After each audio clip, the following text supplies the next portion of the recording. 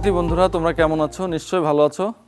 আজ আমি তোমাদেরকে অষ্টম শ্রেণীর নবম অধ্যায়ে একটি উপপাদ্য শেখানোর চেষ্টা করছি। এই উপপাদ্যটি হচ্ছে পিথাগোরাসের উপপাদ্য। পিথাগোরাস একজন গ্রিক ফিলোসোফার ছিলেন, তার একটি বিখ্যাত উপপাদ্য, এটা তার নামেই জ্যামিতিতে অন্তর্ভুক্ত। আজ আমি তোমাদের এই উপপাদ্যটা শেখানোর চেষ্টা করছি। প্রথমেই শিক্ষার্থী বন্ধুরা তোমাদের এই উপপাদ্য শিখতে হলে প্রথমে একটি ত্রিভুজ অর্থাৎ সমকোণী ত্রিভুজ সম্পর্কে সুস্পষ্ট ধারণা থাকতে হবে। তাহলে আমরা আলোচনায় চলে যাই। সমকোণী ত্রিভুজ সেটা কি হতে পারে? যে ত্রিভুজের একটি কোণ সমকোণ সেই ত্রিভুজকে সমকোণী ত্রিভুজ বলে। তোমরা এটা আগে থেকে জানো। তাহলে আমরা যদি একটা ত্রিভুজ আঁকি, মনে করো একটি ত্রিভুজ এবিসি একটি ত্রিভুজ যার এবিসি কোণ এক সমকোণ। তাহলে কি হলো? এবিসি কোণ এক সমকোণ অর্থাৎ 90 ডিগ্রি। যেহেতু এই ত্রিভুজের একটি কোণের মান 90 ডিগ্রি মানে এক সমকোণ, সেজন্য এই ত্রিভুজটাকে সমকোণী ত্রিভুজ বলা হয়। আর এর বিশেষত্ব হচ্ছে, তাহলে এই কোণের বিপরীত বাহুটি হচ্ছে এসি, এটাকে কি বলা হয়? অতিভুজ। এসি বাহুকে বলা হয় অতিভুজ। আর যদি বিসি বাহুকে আমরা যদি ভূমি মনে করি, তাহলে এবি বাহুকে আমরা লম্ব বাহু মনে করব। যদি আমরা বিসি বাহুকে ভূমি মনে করি, তাহলে এবি বাহুটি লম্ব হিসাবে বিবেচ্য হবে। অথবা এই ত্রিভুজের ক্ষেত্রে এবি বাহুকে যদি আমরা ভূমি ধরি, তাহলে বিসি বাহুটা এই ত্রিভুজের জন্য, এই সমকোণী ত্রিভুজের জন্য লম্ব হিসাবে স্বীকৃত হবে। শিক্ষার্থী বন্ধুরা, তাহলে পিথাগোরাসের উপপাদ্যটি কি আমরা আগে সে বিবৃতিটি আগে জেনে নিই। পিথাগোরাসের উপপাদ্যটির সাধারণ নির্বাচন হচ্ছে বা বিবৃতিটি হচ্ছে, সমকোণী ত্রিভুজের অতিভুজের উপর অঙ্কিত বর্গক্ষেত্র অপর দুই বাহুর উপর অঙ্কিত বর্গক্ষেত্রের সমষ্টির সমান।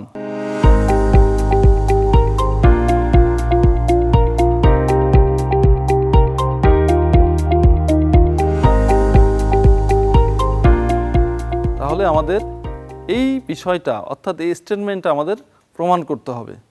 তাহলে শিক্ষার্থী বন্ধুরা, তোমরা তোমাদের পাঠ্য বইয়ের নবম অধ্যায়ে চলে যাও। দেখো নবম অধ্যায়ে এই উপপাদ্যটি আছে এবং আশা করি তোমরা যদি বইটি খুলে সেই চিত্রের দিকে যাও, তাহলে তোমরা বুঝতে পারবে এখানে বিবৃতিটা দেওয়া আছে।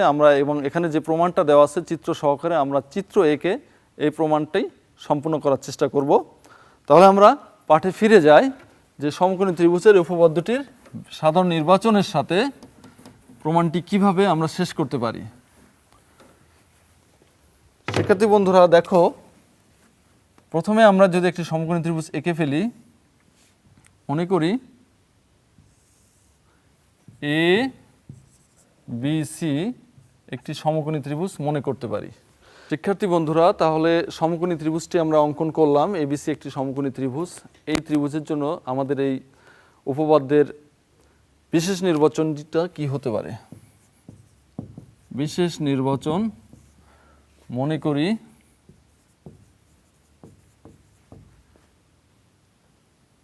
এবিসি একটি সমকোণী ত্রিভুজ, অর্থাৎ কোণ এবিসি ইকুয়াল এক সমকোণ।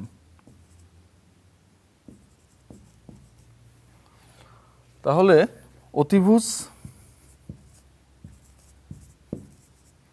অতিভুজ এসি সমান সমান স্মল বি। আমরা তাহলে এই বাহুটাকে আগেই বি কোণের বিপরীত বাহু এসি, এটাকে আমরা স্মল বি সাইন দ্বারা প্রকাশ করলাম। ভূমি বিসি এটি হচ্ছে এ কোণের বিপরীত বাহু, এটাকে স্মল এ আকারে আমরা চিহ্নিত করতে পারি। এবং এবি বাহু হচ্ছে সি কোণের বিপরীত বাহু, এই জন্য এটাকে আমরা স্মল সি দ্বারা প্রকাশ করতে পারি। তাহলে আমাদের সাধারণ নির্বাচন অর্থাৎ বিবৃতি অনুসারে, পিথাগোরাসের বিবৃতি অনুসারে আমাদের কি প্রমাণ করতে হবে? প্রমাণ করতে হবে যে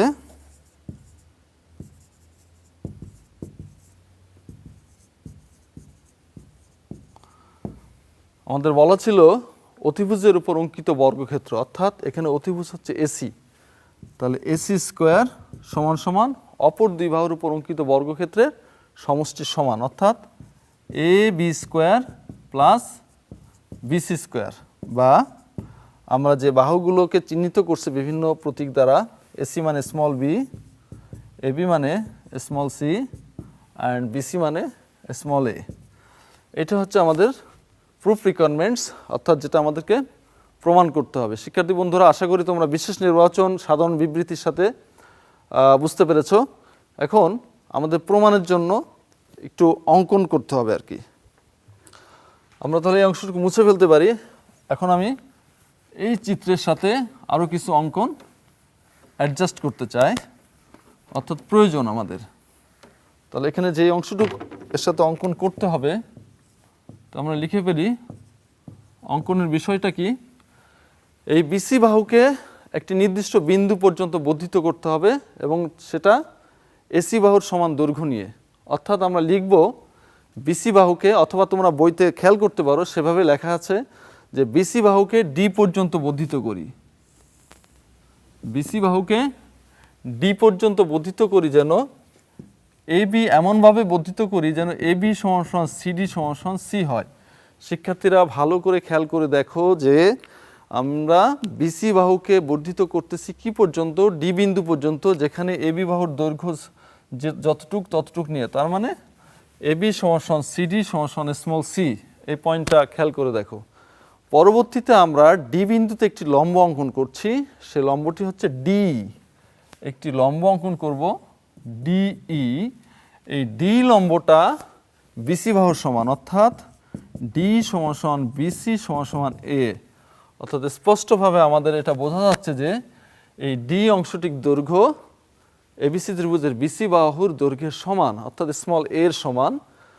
এখন আমাদের সি কমা ই যোগ করি, সংযোগ করি। সির সাথে ই বিন্দু সংযোগ করতে বলা হচ্ছে এবং এ কমা ই অর্থাৎ এ বিন্দুর সাথে ই বিন্দু সংযোগ করতে বলা হচ্ছে। তাহলে এখানে ডি বিডি বাহুর উপর লম্ব।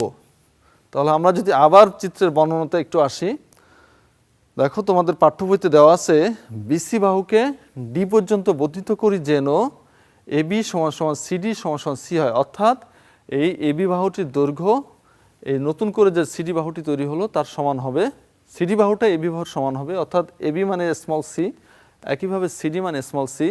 এবং পরবর্তীতে ডি বিন্দুতে লম্ব অঙ্কন করা হয়েছে, ডি বিন্দুতে সিডি বাহুর উপর ডি পরিমাণ লম্ব অঙ্কন করা হয়েছে এবং ডিটা হচ্ছে এবিসি ত্রিভুজের বিসি বাহুর সমান দৈর্ঘ্যের সমান, অর্থাৎ ডি সমান সমান স্মল এ।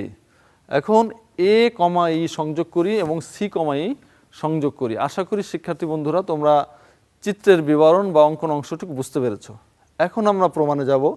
তোমরা বইতে দেখবা প্রমাণকে দুটো অংশে ভাগ করে লিখছে, এক পাশে ধাপ আর এক পাশে বিশ্লেষণ বা যথার্থতা।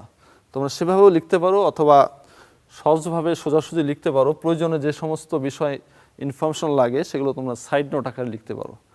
আমার এই মুহূর্তে প্রথম যে উদ্দেশ্য, এই দুটি ত্রিভুজকে সর্বসম প্রমাণ করা, এবং সর্বসম করার জন্য আমাদের যথেষ্ট ইনফরমেশন এই দুইটা ত্রিভুজে আছে। অর্থাৎ এখানে এবিসি ত্রিভুজটি সমকোণী ত্রিভুজ এবং সিডি ত্রিভুজটি সমকোণী ত্রিভুজ।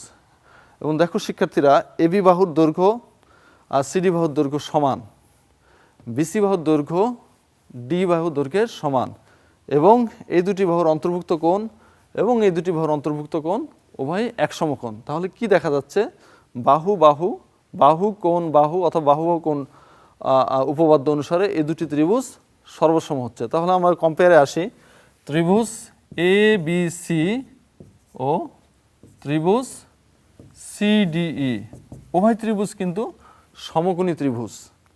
আচ্ছা, তাহলে এখানে আমরা কি পাচ্ছি, এবি বাহু সমান সমান সিডি বাহু সমান সমান স্মল সি। ক্লিয়ার? আবার দেখো, বিসি বাহু সমান ডি বাহু সমান সমান স্মল এ, এবং অন্তর্ভুক্ত কোণ এ বি সি সমান অন্তর্ভুক্ত কোণ ইডিসি সমান সমান এক সমকোণ। আমরা আগের থেকে সেটা জানি, সেভাবে চিত্র আঁকা হয়েছে। তাহলে কি দেখা যাচ্ছে, দুটি ত্রিভুজ কম্পেয়ার করে আমরা কি পাচ্ছি? দুটি বাহু এবং তাদের অন্তর্ভুক্ত কোণ পরস্পর সমান, এবং কোণ দুটি আগের থেকে আমরা জানি দুটি কোণই এক সমকোণ। তাহলে কি বাহু বাহু কোণ উপপাদ্য অনুসারে এই দুটি ত্রিভুজ সর্বসম, অর্থাৎ কি পাওয়া যাচ্ছে? ত্রিভুজ ABC সর্বসম ত্রিভুজ DEC। তাহলে সর্বসম হওয়ার কারণে এখন যে তৃতীয় বাহুটি আছে, এখানকার ABC ত্রিভুজের তৃতীয় বাহু হচ্ছে AC। তাহলে AC বাহুটা এই ত্রিভুজের তৃতীয় বাহু C বাহুর সমান হচ্ছে। আর কি সমান হতে পারে? তাহলে এই বাহুটার নাম B বাহু, কারণ এই বাহুটা যেহেতু AC এবং তার নাম ছিল B, সেই হিসাবে এই বাহুটাও B হবে। এবং খেয়াল করে দেখো, B বাহু এবং C বাহুর অন্তর্ভুক্ত কোণ হচ্ছে BAC। BAC এই কোণটি ECD এই কোণের সমান হবে, কোণ ECD এর সমান। তাহলে আমরা কি বলতে পারি? এই ত্রিভুজ আর এই ত্রিভুজ সর্বসম হওয়ার কারণে আমরা নতুন করে যে বিষয়টি পেয়ে গেলাম, AC বাহুটি এই C বাহুর সমান হচ্ছে, এবং এখানে যে কোণটি তৈরি করতেছে B বাহু এবং C বাহু, তার অন্তর্ভুক্ত কোণ কোনটি? BAC। আর একইভাবে এখানে দেখো B বাহু এবং C বাহুর অন্তর্ভুক্ত কোণ ECD সমান লিখতে পাচ্ছি। অর্থাৎ এই ইনফরমেশনটা আমরা পেয়ে গেলাম। এখন দেখো, AB বাহুটি কার পরে লম্ব? AB বাহুটি BD বাহুর উপরে লম্ব, স্পষ্টভাবে আমরা সেটা বুঝতে পারছি। এবং D বাহুটা কোন বাহুর উপর লম্ব? এটিও কিন্তু BD বাহুর উপরে লম্ব। তাহলে এখানে আমরা একটা বিষয় জানি, যদি কোনো একটি নির্দিষ্ট রেখার পরে ভিন্ন ভিন্ন বিন্দুতে দুটি রেখা যদি লম্ব হয়, তাহলে এই লম্ব রেখা দুটি নিজেরা কি হবে? নিজেরা সমান্তরাল হবে। তাহলে এখানে এই চিত্রে AB বাহুটি BD বাহুর উপর লম্ব, একইভাবে D বাহুটি BD বাহুর উপর লম্ব। এজন্য আমরা এই লম্ব বাহু দুটি নিজেরা কি হবে? AB সমান্তরাল D হবে। AB বাহুটি D বাহুর সাথে সমান্তরাল হবে। এবং আরেকটি বিষয় দেখো, AB বাহু D বাহুর সাথে আনইকুয়াল, সমান নয়। AB বাহুর দৈর্ঘ্য D বাহুর সাথে সমান দৈর্ঘ্য নয়। তাহলে এটা একটা নির্দিষ্ট প্রকার চতুর্ভুজ। এটা কি চতুর্ভুজ হবে শিক্ষার্থী বন্ধুরা? তোমরা নিশ্চয়ই জানো, এটা হবে ট্রাপিজিয়াম। সুতরাং চতুর্ভুজ ABDE একটি ট্রাপিজিয়াম। ট্রাপিজিয়ামের ক্ষেত্রফল কি সেটা জানতে হবে। তাহলে শিক্ষার্থীরা, যেহেতু ABD একটি ট্রাপিজিয়াম হচ্ছে,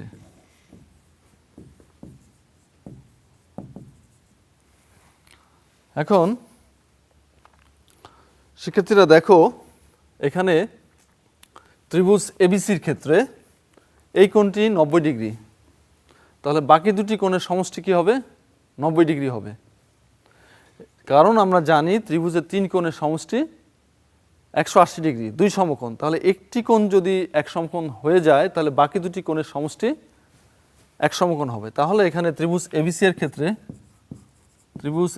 এর ক্ষেত্রে আমরা যেটা দেখতে পাচ্ছি, কোণ BAC যোগ কোণ ACB সমান সমান কি লিখতে পারি? এই কোণটা কোন কোণের সমান? এই কোণটা ECD কোণের সমান, যেটা আমরা সর্বসম করার পরে আমরা বুঝতে পেরেছি। তাহলে এখানে আমরা লিখব কোণ ECD প্লাস কোণ ACB সমান সমান এক সমকোণ। এখন তোমরা যদি দেখো, এখানে যে কোণটা হচ্ছে, এটা একটি সরল কোণ, অর্থাৎ BCD কোণ একটি সরল কোণ। সি বিন্দুতে যে কোণটা হচ্ছে একটি সরল কোণ হচ্ছে, যেখানে এই দুটি কোণের সমষ্টি এক সমকোণ। এই দুটি কোণ বলতে কি বোঝানো হচ্ছে? কোণ ACB প্লাস কোণ ECD। যেহেতু এই দুটি কোণের সমষ্টি এক সমকোণ হচ্ছে, তাহলে অবশিষ্ট অংশ মানে রিমেইনিং অংশ কোণটুক ACB AC।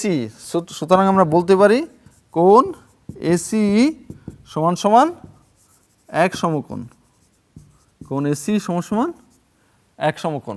এখন আসা যাক এই ABDE ট্রাপিজিয়ামের ক্ষেত্রফল। আমরা এখন এই ট্রাপিজিয়াম ABD এর ক্ষেত্রফলের সূত্রটি আমরা জেনে নিব, এবং এই ABDE ট্রাপিজিয়ামের ক্ষেত্রফল তিনটি সমকোণী ত্রিভুজের ক্ষেত্রফলের সমষ্টির সমান এই চিত্রের জন্য প্রযোজ্য হবে।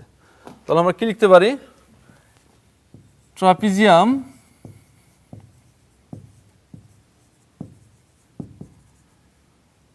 ABTE এর ক্ষেত্রফল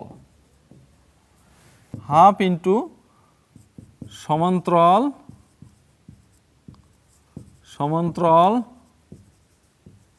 বাহুদ্বয়ের সমষ্টি ইন্টু উহাদের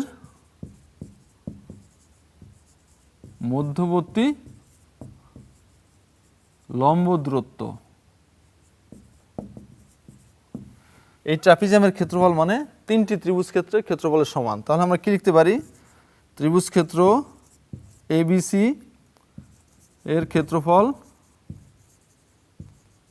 প্লাস ত্রিভুজ ক্ষেত্র ACE এর ক্ষেত্রফল প্লাস ত্রিভুজ ক্ষেত্র CDE এর ক্ষেত্রফল। তাহলে আমরা এর পরের লাইন কি লিখতে পারি? হাফ সমান্তরাল বাহুদ্বয় কি? একটি বাহু হচ্ছে AB প্লাস আরেকটি বাহু হচ্ছে D বাহু, আর এদের মধ্যবর্তী লম্ব দূরত্ব হচ্ছে BD সমান সমান ত্রিভুজ ক্ষেত্র ABC। প্রথম ত্রিভুজ ক্ষেত্র ABC আমরা জানি ত্রিভুজ ক্ষেত্রের ক্ষেত্রফলের সূত্র হাফ ইন্টু ভূমি ইন্টু উচ্চতা। তাহলে এই ত্রিভুজ ক্ষেত্রের জন্য ভূমি A, উচ্চতা C।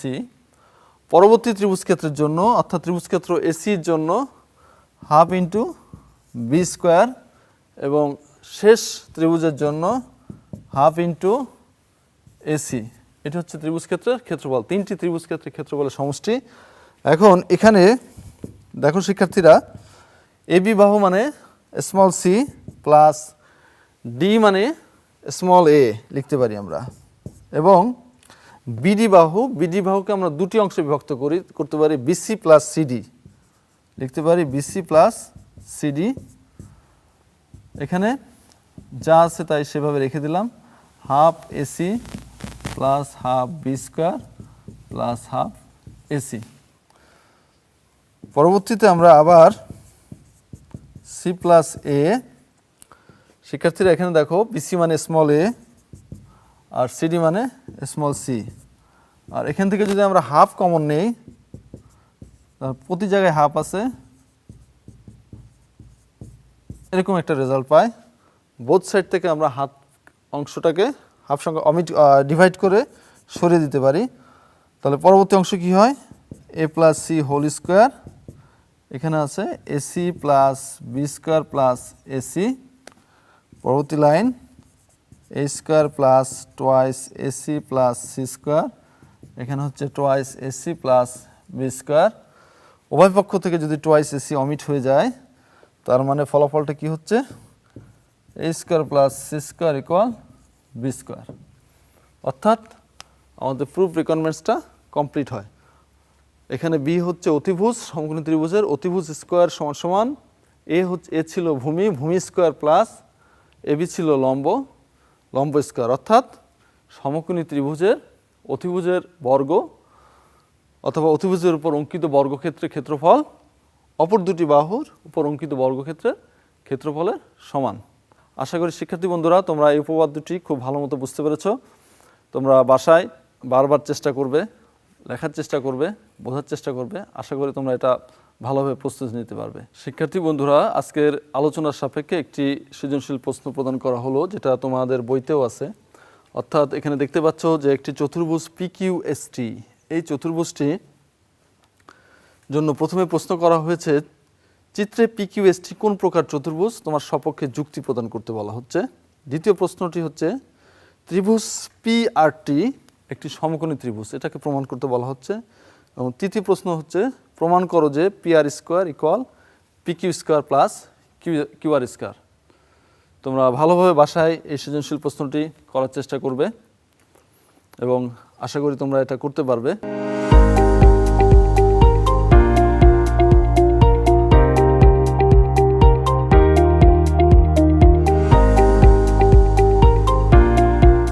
শিক্ষার্থী বন্ধুরা, তোমরা এই ক্লাসটি যদি দেখে থাকো, আশা করি এই ক্লাসটি দেখে তোমরা উপকৃত হয়েছো। আর যদি এই ক্লাসটি পুনরায় যদি দেখতে চাও, তাহলে তোমরা অবশ্যই কিশোর বাতায়ন ওয়েবসাইটে এবং এই ক্লাসটি দেখে যদি তোমাদের মনে কোনো প্রশ্ন থাকে অথবা কোনো মন্তব্য থাকে, তোমরা এই ওয়েবসাইটের কমেন্টস বক্সে প্রশ্ন রাখতে পারো। আমরা তোমাদের ওই সমস্ত প্রশ্নের উত্তর দেওয়ার চেষ্টা করব। এই অধ্যায়ের অর্থাৎ এই আলোচনা সাপেক্ষে কিছু কুইজ এখানে দেওয়া থাকবে। তোমরা এই সমস্ত কুইজে অংশগ্রহণ করে তোমাদের মেধা যাচাই করতে পারো।